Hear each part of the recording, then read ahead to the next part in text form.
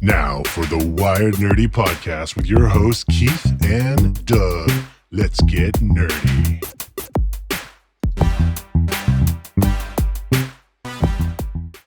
Hello, everyone. Welcome to the Wired Nerdy Podcast. This is season number 3, episode number 35. My name is Keith. I'm here with the illustrious, the beautiful, the magnetic Doug. How you doing, buddy? Hey, doing good. Life good? Good, yeah. We got freezing temperatures outside. We're finally in the winter months, technically, hopefully. Maybe. Things are looking good. It might turn around. Back to, I heard it might get a little bit warmer again, but yeah, it's freezing out there. It's like cold and windy. Yeah. We did all of our Christmas decorations yesterday, mainly because every weekend we have something going on, whether it's a wedding or travel or something. So we're going to get it done early. And I'm glad we did because it was like 60 some odd degrees when we were putting up Christmas decorations. Yeah. And then when the wind picked up, I was like, geez Louise, I'm glad we got that done. So I'm tired. We did a lot yesterday. So hopefully today will be a little bit more chill. So anyway, anything new with you before we get into? Nothing. Yeah. Looking forward to next year. I'm in my slow season. I'm ready to get back at it. You hunting yet? That's next weekend. So I may have something to report. Ooh, there you go. Next show, hopefully. Doug will be locked and loaded. He'll have a deer on his wall behind him there. I don't know about that, but yeah. Awesome. You want to do some nerd news? Yeah, let's get into it. All right, let's cue it up. Nerd News. And let's get the share going here. And I'll let you tackle this first one because it's an interesting one for sure. Yeah, I saw this news story about Apple making cheap MacBooks. And if you think of Apple as a whole, they don't make cheap things. They make really nice things that work really well. And for them to say cheap, and this is the story calling it cheap, for them to make a budget line, that's interesting. Yeah. But I think that they see an untapped market. You kind of compare a cheap MacBook to a Chromebook or a kind of low power, lesser known regular Windows laptop. And I think they definitely have a market here. They're shooting for around the $400 to $600 price range, which is kind of budget friendly. You think you get up in $8,000-$9,000, you're buying a gaming PC or something that's pretty much powerhouse. Yeah. I think this will definitely be a winner, especially for students, businesses, schools like that. Yeah. To me, Apple, I don't know. They may be a little late to the game on this. I wonder if they kind of missed the wave because I view this as being a competitor to the Chromebooks, of course.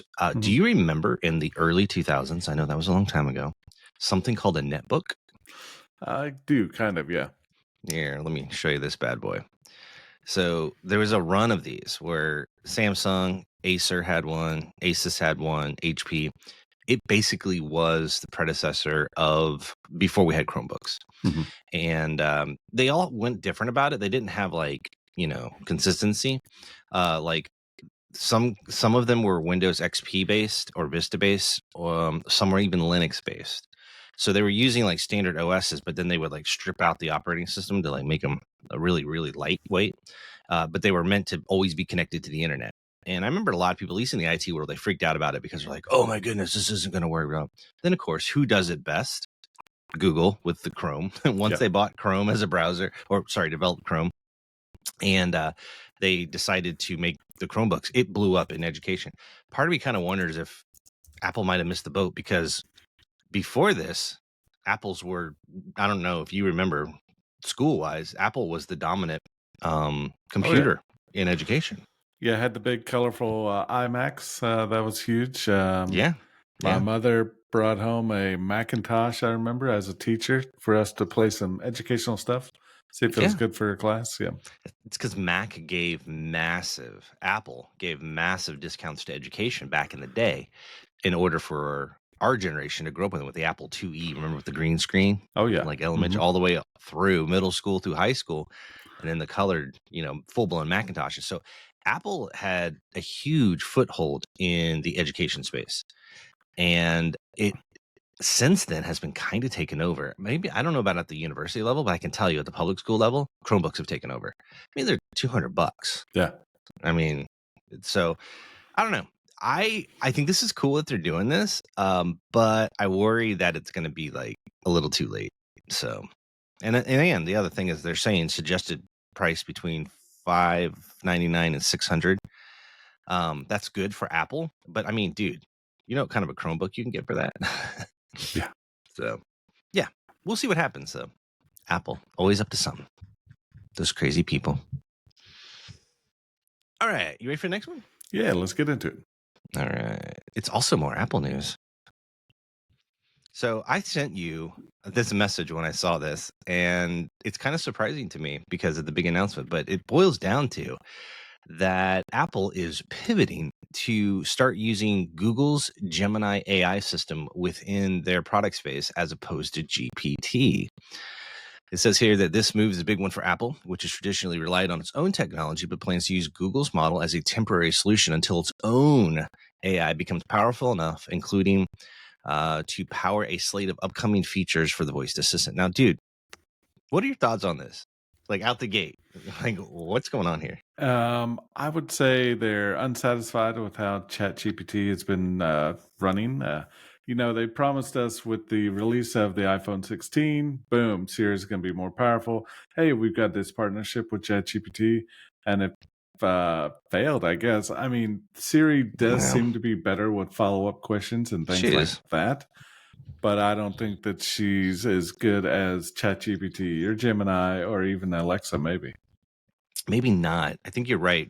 I remember back in the podcast, remember we watched that Apple keynote, and it was all like, wasn't it like over half of it? This back in May. Just intelligence, all AI, and yeah. And how many of those features do we really have?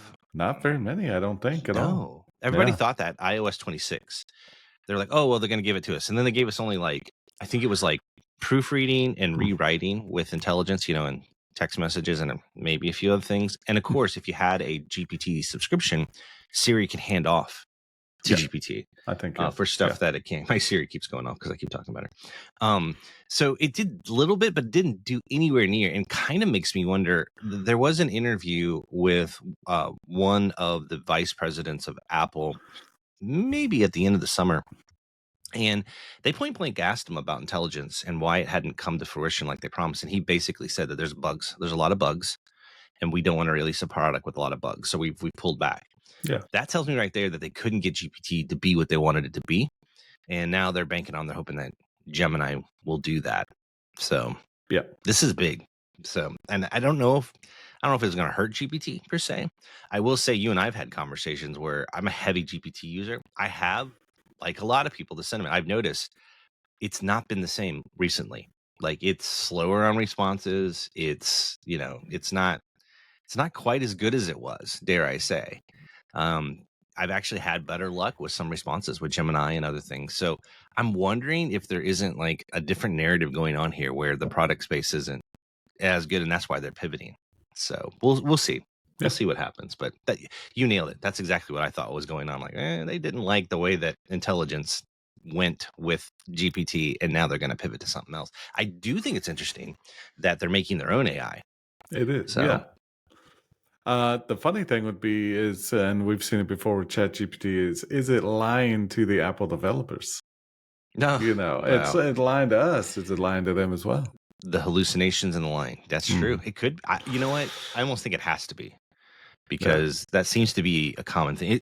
The hallucinations and the lying seem to be gotten worse in this last version. Yeah. So I don't know. I'm wondering, but GPT, they may pull it back. They start losing customers or people going over to Gemini or other things. They've already lost the Apple deal. I mean, that's $1 billion annual. How do you tell your shareholders and stuff that? I think it's publicly traded now. So they are. So this AI thing's gonna be interesting. Although this also gets to a point where a lot of people are thinking the AI is a bubble, and I don't know if you've seen it. It is kind of scary. I'm not a big stock guy, but they say that if you go out and look, 3 or 4 companies are propping up the tech space economy. You're talking NVIDIA, OpenAI, Google's with Gemini, and like two others, I think, Anthropic and maybe Meta's. I can't remember, but it's all the AI. The concern is that that's a bubble, kind of like the dot-com bubble of the late 90s and early 2000s, and that everybody's pouring money into AI, but it's not able to fulfill the promises of what it's going to deliver, which is AI, full AI automation and people replacement, all that. And I said that I think 1 or 2 podcasts ago, I feel like we're starting to hit a bit of a wall. Like we see these massive accelerants and it can do these really cool things, and it's still very impressive and it will still impact the job market. But I'm wondering if there isn't a bit of a slowdown in that we've now hit, like you said, we've hit these hallucinations that are becoming more and more common. I'm wondering if they pushed it to its brink and now they're going to pull it back a little bit. As a result, not only does that mean that they're not going to be able to use it to replace people in jobs like they thought they would, it also means that all the money that's being invested into it, the real question is, if we have hit a wall, can those walls be broken with investment money? If not, what's going to happen to the bubble? Mm-hmm. It's going to pop. Yeah. So this whole thing will be interesting, so to speak. So we knew AI was big. We'll see how it plays out. I feel like we've been following this since it started, man. We started the podcast, and that's when AI started to blow up. So. Yeah, I think you're right. About 3 years ago. About that, isn't it? All right. Let's get on to some new ones. You got this bad boy.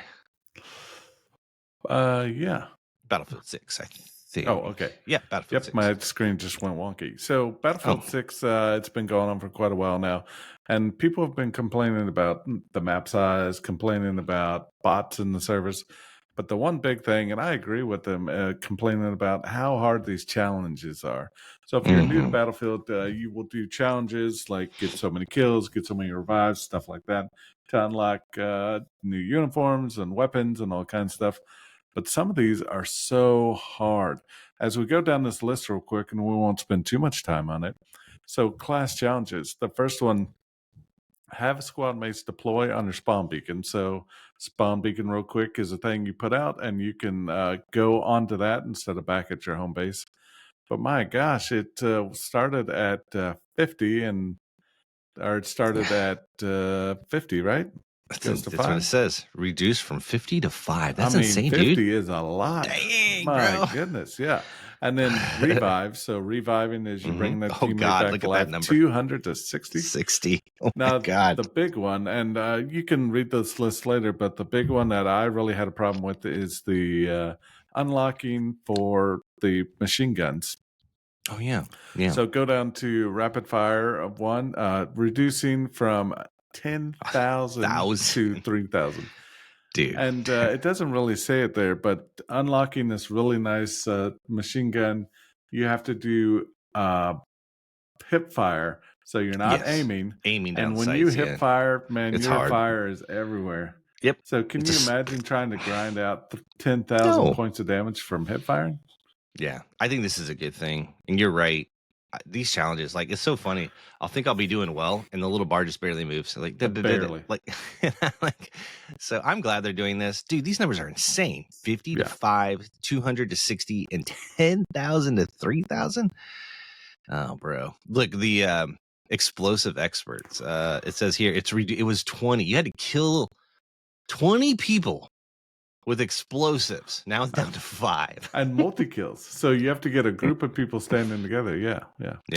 And now, just so everybody knows, we're talking about a video game, not a video game. Anything else. You know what's interesting is the only one of these challenges that I've been able to rocket is this last one, which is the vehicle damage.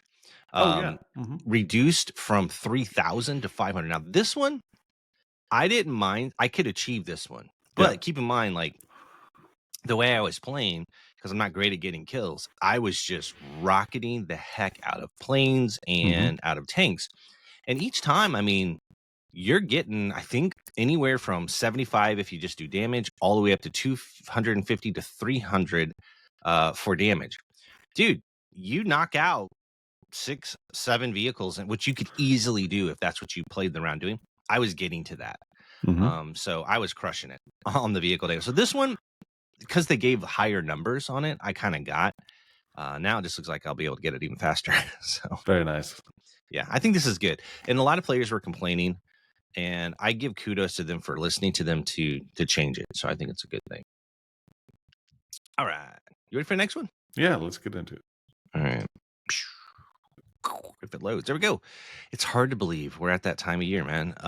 Game of the Year Awards, the Golden Joystick Awards, has published its short list of 12 games that could take home its ultimate Game of the Year trophy, and voting is now open. Now, Golden Trophy, they're not the main one. There's others, I think. But this is one of the ones, the big ones out there. And it's crazy to think that we're already, at that point with, all of these. But let's go ahead and run through the list. We had a great year for games. There's some really good ones that, got released. Yeah. I actually have it on the top of my list. The very first one they have listed here is Blueprints. That is free on my PlayStation, and I added it because I want to play it. I hear it's excellent. It's supposed to be kind of like a Christina Agatha, like murder mystery kind of a thing. Oh, very nice. And so it's supposed to be really good. It's got like a cartoony, cell shaded first person view, and you're walking through a mansion trying to put these different clues together. I've played Claire Obscure Expedition 33. I love it. It's great. It's a masterpiece. However, I got to be honest. I'll probably get shot for saying this. I couldn't stick with it. Like, I don't know. The grind. I don't know. It's a short game. I know I got pretty far in it. I don't know. There was just something about it for me. It is good, and I enjoyed it, but it didn't hook me like I thought it might. And so it is excellent and it deserves it. But for me personally, I didn't. I need to go back and beat it because I paid for it. That's the right thing to do. But it just, I don't know. It didn't hook me. Death Stranding 2. I didn't play that one. Obviously, I played the first one. Heard good things. Yeah. Donkey Kong Bonanza. That's on the Switch 2. So it's really good. Ghost of Yote. Excuse me. I love Ghost of Tsushima. I have not touched this one yet. I heard Hades 2 is really good. That's on the list. Hollow Knight, Silk Song. I never played this one. Indiana Jones and the Great Circle. That was by Bethesda. It's on my list. Now, you and I were talking about this. Kingdom Come Deliverance. Did you get into that yet? Did you buy it? Actually, the Amazon, you're an Amazon Prime member too. They have it for free with the game thing. So it's the first one or the second one? The second one. The second one? Yeah. It's on Luna Games on Amazon for free. Dang. If you have a Prime membership. Do you have to stream it? You can't. I think Luna's you do, yeah. Cloud, right? Well, that's cool. I haven't tried it out yet, but I saw it on there. The last Steam sale, I picked up the first one, and they said, well, you don't have to play the first one to do this, but I want to. So I've been telling myself I'm going to play through the first one before I tackle the second one. But I've heard really good things about that one. Okay. I don't know what Peak is. Silent Hill F, and then Split Fiction, which I believe was from the developers of It Takes Two, which was very, very popular. It's a co-op couch game kind of a thing. So what are your thoughts, man? Yeah, very good list. Going up to Peak, I just looked it up. I didn't know. It is a co-op climbing game. So you're climbing mountains, cool. Mushrooms, vines, stuff like that. It looks really cool. That's neat. On Steam for $5. Nice. But back to the list, really, really good. I think most of these, get an art award, maybe not a play award, because like you said, some of them are short, some of them are a little odd, a little weird. But it'll be interesting to see what category of trophy they get. Yeah, I agree. Or it's award, not a trophy. Yeah. I don't know if it'd be Game of the Year, but I picked up Outer Worlds 2. I am loving it, Doug. Yeah. It's so good. I told you need to play the first one. It's so cheap. I know. You told me. I was like this close to just like buying it on Steam and gifting it to you, the first one, because it's really cheap. Dude, it's like Skyrim in space. Like, you got my attention there. Dude, it is. It's so good. And now it's not made by Bethesda, but they basically copied that style. Mm-hmm. I love the first one. It's so good. But it's funny. Like they put funny in it as well. But it's really good. The gunplay in it's really good. But I've been playing the second one and I'm loving it. It's so good. I picked it up on a whim. I was like, you know what? I got a little time. Battlefield, played out a little bit. I'm still playing Battlefield every now and then, not often, but I'm like, you know what? I'm gonna do it. Dude, I'm loving it. It's so good. So I think Kingdom Come Deliverance 2 most likely will be the winner on this one. I do think you're right. Like Ghost of Yote, it'll probably get like art awards. I'm going to guess Kingdom Come Deliverance 2, or I'll be honest with you, the Claire Obscure Expedition 33. Those are my votes. Yeah. So, and the Claire Obscure, that's a French independent studio that did it. So that's kind of cool that it's not like a standard AAA, game title if it does win. So kudos to indies. We've been saying that for a while. I think independent gaming is where it's at. Oh, absolutely. Yeah. You get a lot less, well, this is what a board of directors says we should Yeah. do, and you get more creative thought. You do, just like indie film anymore, to be honest with you. So, they'll take a risk on a gameplay style, for example. So. Absolutely, yeah. All right, next one. Actually, we're done with the news. There wasn't a lot of news this week, was there? No, not too much. I looked for good articles. You did good. My interest, pique everybody else's interest. I couldn't find any. No, you did good with. You found most of these. I looked at, like, Doug put these out there, and I'm like, oh, these are really good. And then I went to go look. I'm like, oh, it's going to be one of those weeks. Yeah. So Oh, yeah. it wasn't a lot of news, but we are headed into the holiday season, and we've done this year over year. But it's always interesting to me, and we try to be helpful here at the podcast. But for our main topic today, we want to get into Black Friday deals. This is a great time. Now, I do have a caution before this. You got to be careful because there are a lot of things that will say that they're on sale, but if you go look at like the past price, because there's sites for that you can check what the prior listed price was. Oftentimes you'll see like a month before prices will jack up. And then when you get to Black Friday, it's like, oh, well, it's $50 off, when honestly it was $50 off 2 months ago back in August. Yeah. So you do have to be careful. I don't know if you've ever seen that before. I have, yeah. And then they've talked about subpar quality televisions and stuff. You got to watch that out. Something that's just made for Black Friday. Yeah, I've heard people that buy a television and it'll fritz out after about a month. Oh yeah, yeah. So you got to be careful with that. Now, that being said, being careful, there are still some really good deals. And why? Because oftentimes many of these companies are trying to clear their inventory of prior models, because as we enter into a new year, new models, and they don't want. So some of these are legit on here. I will tell you what, if I were to get a gaming laptop, I'd lean towards the Razer, just because it's probably the thinnest gaming laptop. Dude, this thing, it's normally $1,800. They've got it right around $1,550 on Amazon. It's $250 off. It looks good. Yeah. On this one, I wouldn't. It's got a 5060 GPU in it. I'd want a 5070 in a laptop. So that's one deal. I don't know if any other. They've got quite a few gaming ones on this one, because this is the article I had. I don't know if any of these stood out to you. You're not really into gaming laptops much anymore, but not you did anymore. own some. I've kind of ground myself to a table. Well, this is what isn't this the model you had here, the Legion 5i? Isn't that you had something like that? That is the one. So I had a 3070 in it, I think. Okay, and this one's got a 5070. Let me ask you this: is that a decent price? Like when you were looking, it's at $1,500. It was at $2,300. It looks like $800 off. Yeah, that's about the savings I got. Back when the 3070s were still hot. Now, I think just when the 4060s and stuff were coming out, that's when I bought mine. Dude, after seeing yours, I think this, if I didn't do Razer, almost you get more bang for your buck with the Legion. Oh yeah, like you saw the spec difference. This thing had a better spec in it than the Razer. There's a 5i and a 7i. I think it's the 5 chip and the 7 chip, if that makes sense. But then you get like the RGB keyboard and a bunch of extras with the 7. Actually, I thought that too, but right here, this is an i7. It's an Ultra 7. That's an i7. Very nice.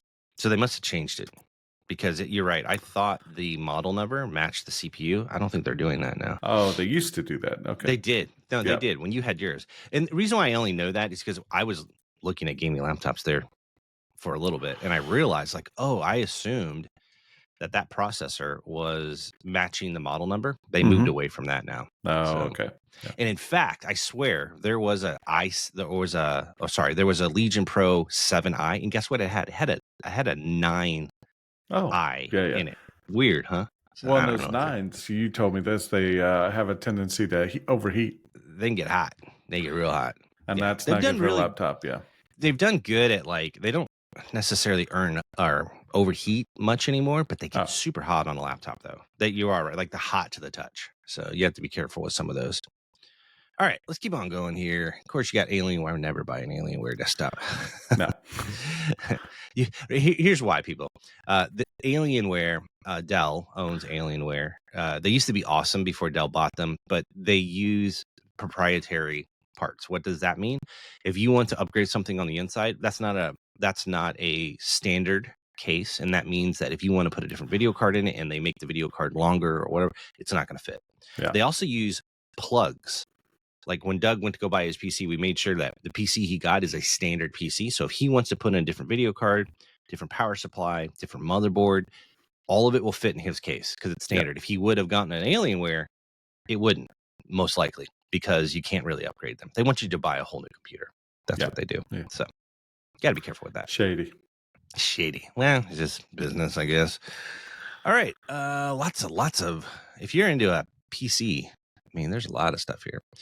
They got AirPods 4, about $10 off, about $119, $120. iPad's not bad. Just came out, so they did. I mean, the iPad's not bad. Do you see that one? They have an iPad 11, and it's about $299. Not bad. Getting that 13-inch, I'll never reduce my size. Oh yeah, that's right. You did the big awesome. one. I forgot about that. Yeah. Fire Stick, man, that's cheap, $25. Now it's a 2023 model. Oh, have you used the Fire Stick? We had one. It didn't work very well. It worked better than the TV apps, and then you turned us on to the Apple TV. They're nice because they're compact, but they're slow. Yeah, as all get out. I know some people that will use the Fire Stick just for travel. Oh, that makes sense because you can slide it in the bag. But yeah. Let's see here. They've got the Amazon Fire tablet. They've been doing pretty good. Oh yeah, dude, they make those things for kids indestructible almost. Dude, and honestly, look, man, $70. It's a nice size screen. Bad. I just don't like the Amazon Prime. Operating system, I guess is what you call it. Well, it's Android, isn't it? Isn't it their version of Android? Their own skin on it, though. Do they? So it's not like Android. It's like their version of it. It is, yeah. I mean, it'd be fine for a kid. Have you owned one of these? Yeah. Mm-hmm. What'd you think? I mean, overall, like, what'd you think? I thought it was great. Other than they lock you into kind of their system, their operating system. So a normal Android tablet, customize it however you want. This one, there were some limitations to it. Gotcha. So I is it kind of like a Kindle where you're in their ecosystem essentially? Yeah, very focused on their books and their store. You know, if that's all you want it for, it's perfect for kids and perfect for like older people. Absolutely. You can browse the internet with it, right? Because I see it says it's got like Facebook and all that. Right? I mean, it was a normal tablet. It just had some limitations, I thought. Okay. Still though, dude, $70. Not bad at all for an entry level tablet. Yeah. Yeah, that's not bad at all. Close that tab out. All right, what else do we have? What else is 5-pack of security cameras? That's not bad. That is not bad, dude. That's $200. Well, no, actually, $150 for that. That's the Blink. They make good stuff. They do.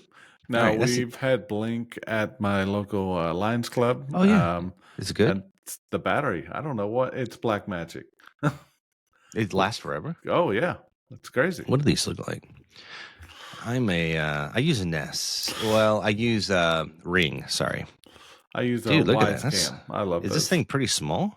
Yeah, just like a little hockey puck size. Oh, God, look how small that is. Yeah. And you can put it outdoors, battery life, like I said, is crazy. Huh. That's pretty slick. Dude, that's a good deal, man. If you want home security like stuff, that's a good deal, man. Absolutely. Put it all over. All right, I have one more because that one was very PC tech heavy. I think the New York Times put out one and it has more comment. Now, I'm a huge fan of the AirTag. Dude, look at this. They're rumored to be coming out with a new one. I know. Longer battery life is the biggest thing, and further reach is what it was. So they probably want to clear these out. But look, man, $65 for a 4-pack. Not bad at all. I've got one that I carry around with me. Yeah, I do too. Like normally they're about $20 to $25 a piece. In normal, you know. But even Walmart has these. So I think you're right. If they're coming out with a new one, that's why they're putting these on sale. Clear all because you got to think how many of those AirTags are sitting in their inventory. My goodness. I'm sure there's a butt ton of them. So, but I think they're great. I'm a huge fan of them when I started using them. So they're awesome, man. They're really good. There you go, bro. Get yourself a MacBook. Look at that. There you go. Now it's an M4, bro. That's like $750. Don't mess with me now because the only thing I'm really waiting on is Steam compatibility. That's literally the only thing I'm waiting on. Define for me your criteria right now. Okay, would be the issue. Yeah, I see what you're saying.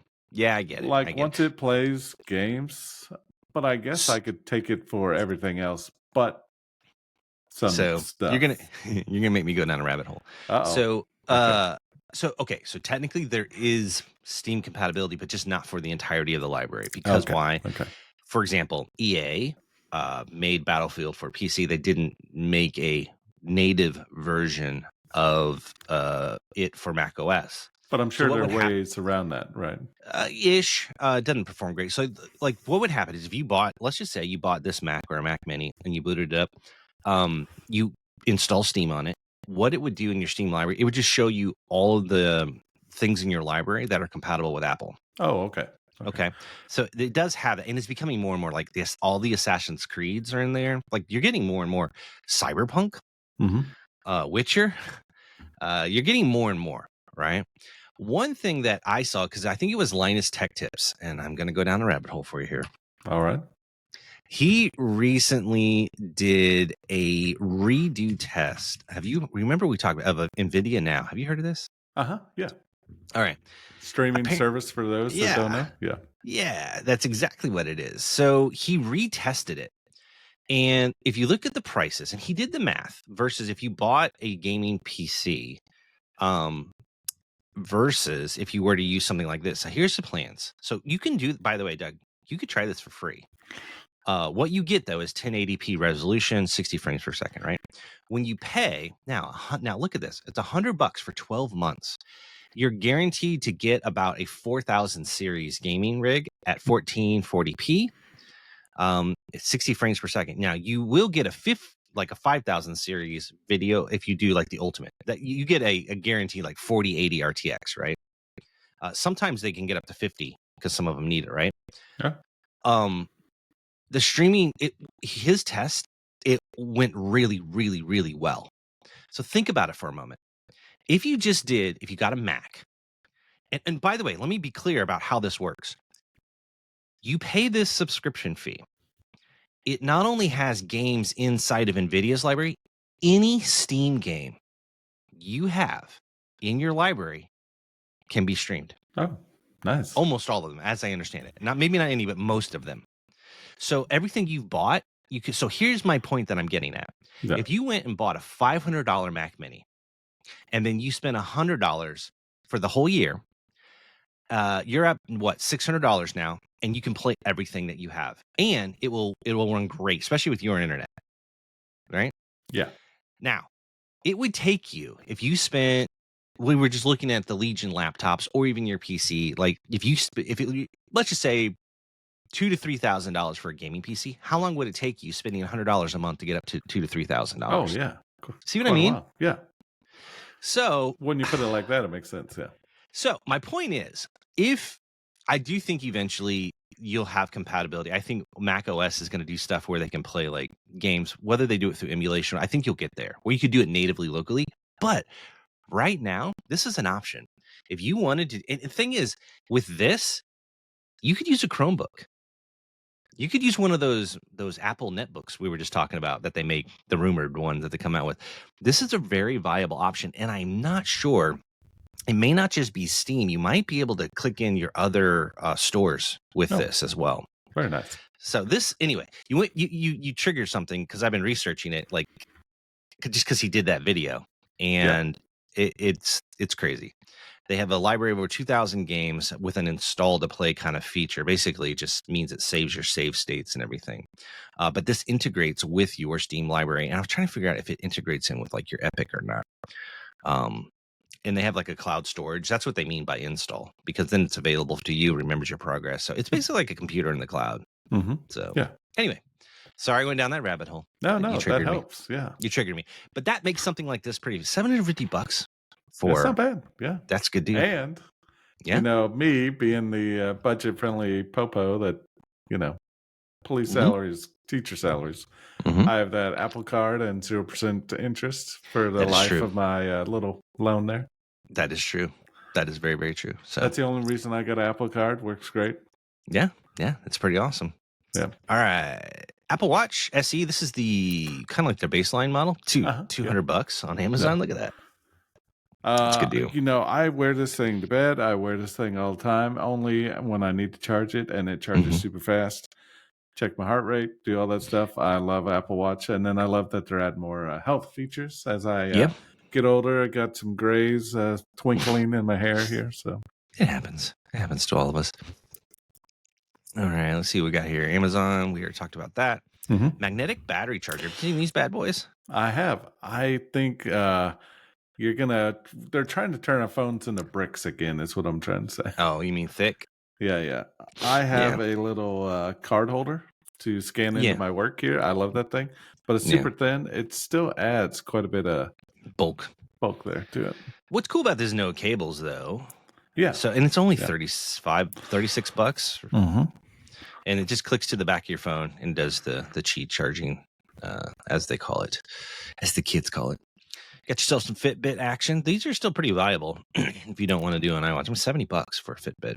Yeah, if you're not one to get notifications, phone calls, stuff like that. Yeah. Lego deals. Legos are expensive, man. Yeah. Lego is the Apple of the kid craft world, I guess. They are. Like, we just looked. There was the Enterprise D, the Star Trek edition. Oh, yes. $399? $499? Yeah, $400. Yeah. It was cool looking. It looks awesome.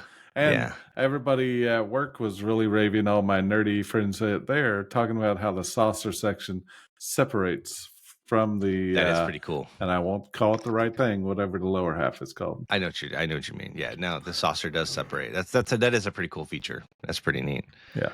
All right, TVs. Now, these are fancier ones. These are Sony, which, by the way, in my opinion, Sony's are amazing TVs, but they're expensive. $2,800. We're at $2,300. It doesn't say what size. It's a Series 8. Oh, 65-inch. It's right there. Nice. That's not too bad. Samsung, also 65-inch. Now, I did see, I don't know if it'll be on here, but you did warn about cheap TVs. I saw Walmart has a 50-inch TV, $150.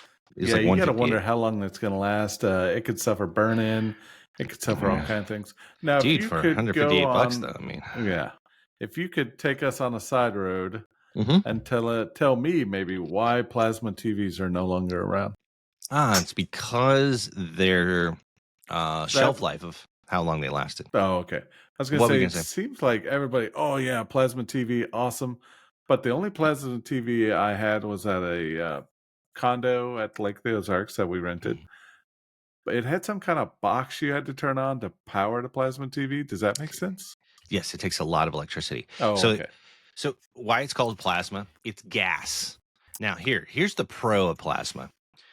Plasma was, a lot of purists still love plasma, especially if you're into making films because of color correction. Now, the way the plasma worked was the RGB, the red, green, blue, was achieved not by electrical emitting the light diodes like LED. It actually was charged gas. You kind of think of it like a neon sign. You know how neon signs, neon is a gas that's inside those tubes, and they apply electricity to it, and that's why there's different colors. Depending on what electrical charge they put on and the combination of the gas, that determines the color of the neon. But you've seen neon signs, right? They're pretty vibrant. Yeah. Right. Very vibrant. Well, a plasma TV, the colors were the closest that you could get to like real world, like very vibrant, and they're true to what our eyes see. And the blacks are fully black. Why? Because you only apply the charge, it'll make the color.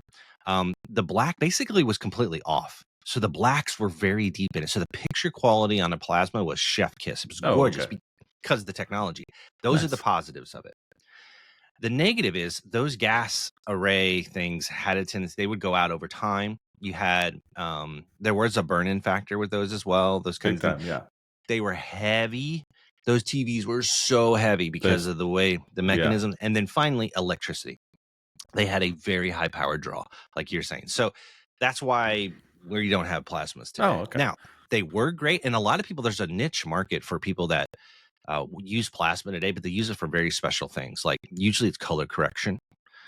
For movies and film. I know the film industry loves plasma still, if you can get your hands on them. And there's some niche marketplaces where you can still get them. So, all right. Hey, thanks. There's your rabbit hole. Sorry. No, I like it. Yeah.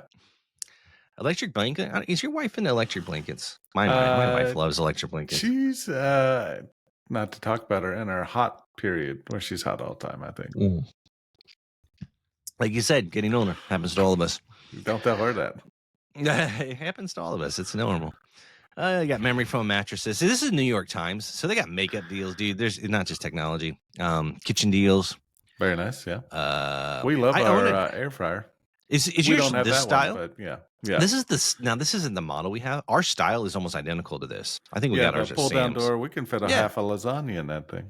Yeah, I like it. That's pretty nice. I think my mom has one like this too. She does like fish and stuff in it, and they're pretty nice. They're pretty nice air fryers. But that's a good deal though.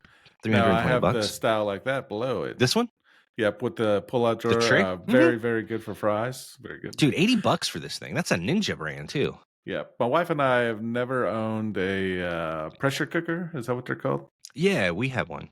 We were just worried. We saw all the videos of them. Not a pressure cooker. Instapot. Instapot. Yeah, we have one of those. Yeah. We've only used the videos of people blowing themselves up.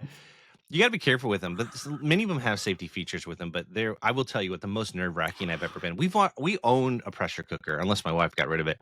I think we used it just a handful of times to do like chicken. And dude, you can have chicken and like frozen chicken. You put in it and just a little bit of water. You can have fully cooked tender chicken probably in like 12 minutes. It's insane. That is amazing. Yeah. But the most nervous I've been is pulling off that lid. Oh yeah. Now what's funny, when I was a kid, my brother, I know he'll know this. My parents would use a pressure cooker. Now keep in mind, a pressure cooker is not the same as an Instapot. Instapot's electric, and like pressure cooker you put on the stove, it has a locking lid, and it's got a gauge on it, and it shudders because it lets the air. It keeps a constant state of pressure in it because it's letting pressure out with a little jiggler thing. It makes sounds like a machine gun sound. Mm-hmm. Those can really explode. We had it happen at least once or twice when I was growing up. I'll never forget. Like my mom yelled, my dad come running upstairs, and one of the times he barely got into the garage. Another time it actually exploded and messed up their popcorn ceiling. So my brother probably chuckling right now because we always laugh about that. Between that and the second time, there was some random chicken that showed up. My parents live out because they don't have chickens. It was a neighbor's chicken. It ran into the house when my parents were renovating it, and my mom and dad were running around the house chasing this chicken in their house. Was its head cut off? Because that's it was running like it was. But Brian and I, my mom kept yelling for us to help. We had just moved like a refrigerator or something, or I think it was like some appliances out into the garage. He and I were laughing so hard we couldn't get in the house to help them. It was so funny. But I was proud of my dad. He got the chicken. He did good. Very nice. Sorry, I digressed. Back to air fryers. Let's see what else we have here. Humidifiers. Those are kind of a thing right now. Not bad. So here's the Google Nest camera. That's $120. I'll tell you what, that Blink 5-pack, you can't go wrong with that one. I'd almost go that route. I have a mini rant for Google Nest. Go ahead, please. I've never used them. So we had Google Nest cameras. We had the Google Home, all that stuff.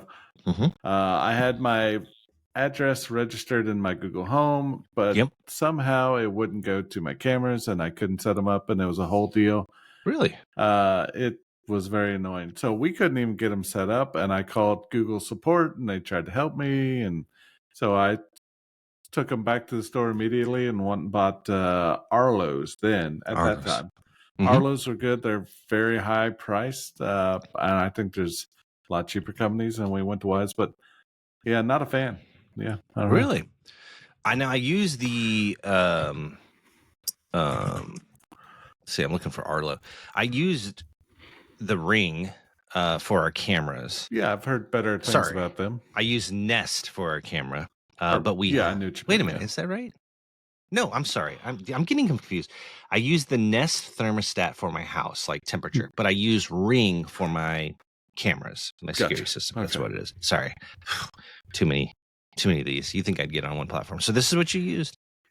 Yeah, and I had the version 3 or 2, whatever, before they added the spotlight.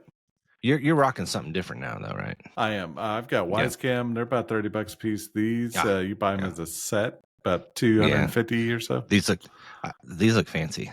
They're super fancy. They look like. Look at that. I like that, the way they did the design. See, I'm going down rabbit holes. Sorry, a lot today. But anyway, all right, let's keep on going. Got vacuum cleaners. I'm just gonna see robot vac. Did you ever get a robot vac? This is the model I have. I did. Here, we sold it. We didn't use it very much. Didn't? Okay. And we were always worried about cat barf being spread all over the house. I don't worry about that. Mine avoids it. So mine goes around it. Oh, well, dang it, we should have coordinated. I own one of these little green machines. These are nice for cleaning upholstery and stuff like that. One of those. I only have carpet in one room of the house, and $79 though, right there, bro. That's not bad.